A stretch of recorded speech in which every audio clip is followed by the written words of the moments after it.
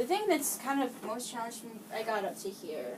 Oh yeah. Okay. For me is really the rhythm. Yes. But I'm gonna I'll send you a link. I put it into what's that? It's a composition software online. Noteflight. Oh, okay. I don't know about this. Oh, I'll send it to you. Yeah. But I put the flute part in there, but then I put 2 percussion parts that would when I needed it would subdivide it for me. Great. The 16th notes or the triplets and stuff, and I use that a lot when I want something else to subdivide for me before I can be independent enough. Yeah, exactly. That's good. And then to hear it really metrically, because it's interesting because this piece, one of the footnotes says always strictly in time, but I can't really find a recording that does that. I know, it's really true. So I don't know if there is one that really. I don't think anybody really does it. Yeah, and I get that you have the phrase and stuff, but even I know I heard some kind of just not that. Yeah, exactly, and some are more so than others. Yeah, but I'm sure this is one of those things though.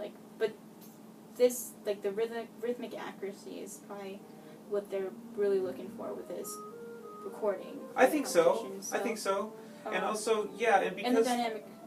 Yeah. Oh, yeah. I mean, that's the biggest thing. But of course, this is really just 4/4. I mean, it's pretty. In terms of the meter, it's pretty straightforward. Yeah. There's stuff across. I mean, obviously, there's phrases across, but you can start thinking about it from just that perspective. Yeah. And then modify from there. Yeah, but I found that, I don't know, I feel like I understand it a lot more now. This is a really good piece for me to work on. It is. So it's a really good piece. It's about time. Yeah, because of the colors and the extremes of dynamics.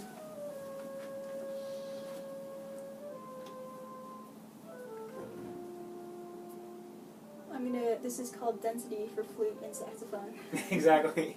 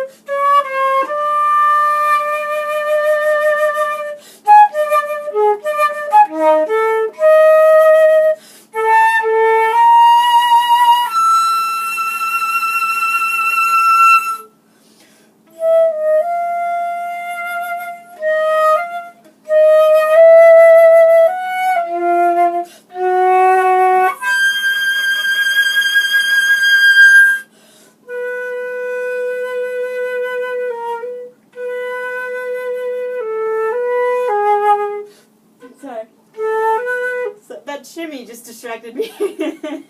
Some of those. To feel that on the G sharp.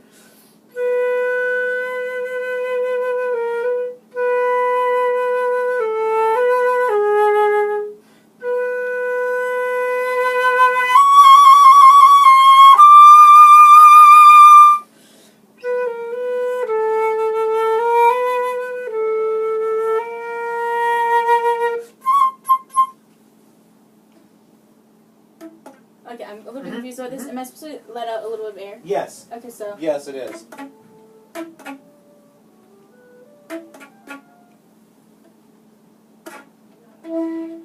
That's played? Yeah. Yeah, some people just use the G key for that.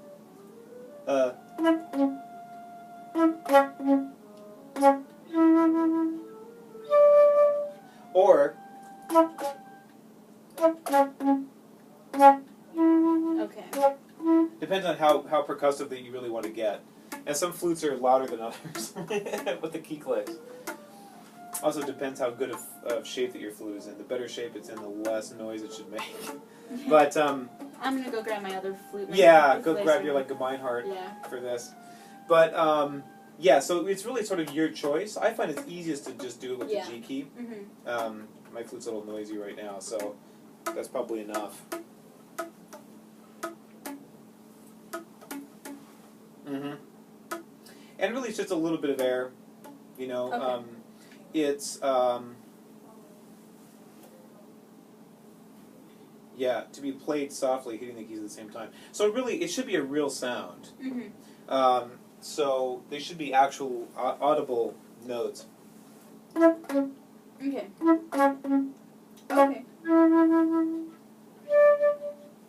Alright. That sort of thing. That makes sense. Okay, so going back a little bit here, the opening was good, really nice. Let's see, I'm just thinking about these. I think you can do a little bit more. It's interesting. In some editions, those are accented. I wonder if this is a new edition. I got this when I was at OSU's. Oh, okay. I mean, it looks the same as the one I have, but for some reason those accents are missing. Okay.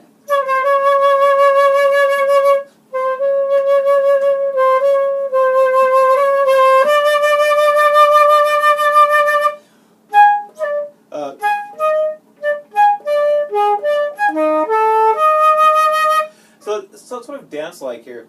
Mm-hmm.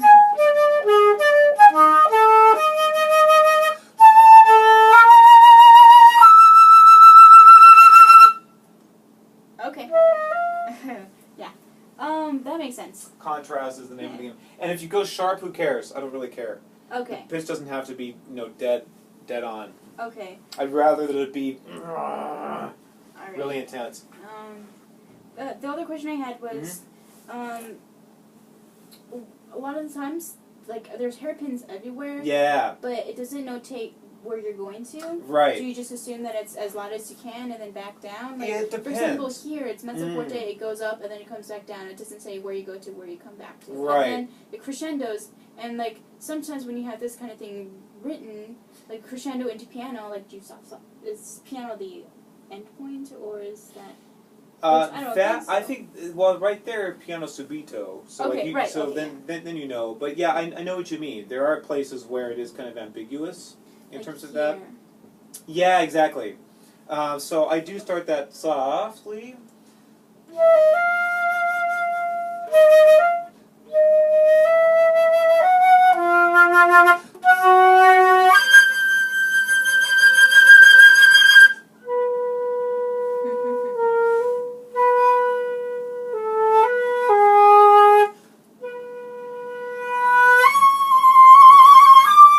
That sort of thing. Yeah. You know, so that and I really do take the vibrato out of the equation completely sometimes. Right. Mm-hmm.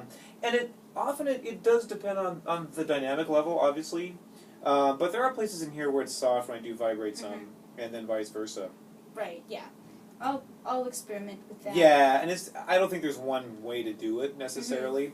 I just know what kind of works for me, what I gravitate towards. Right.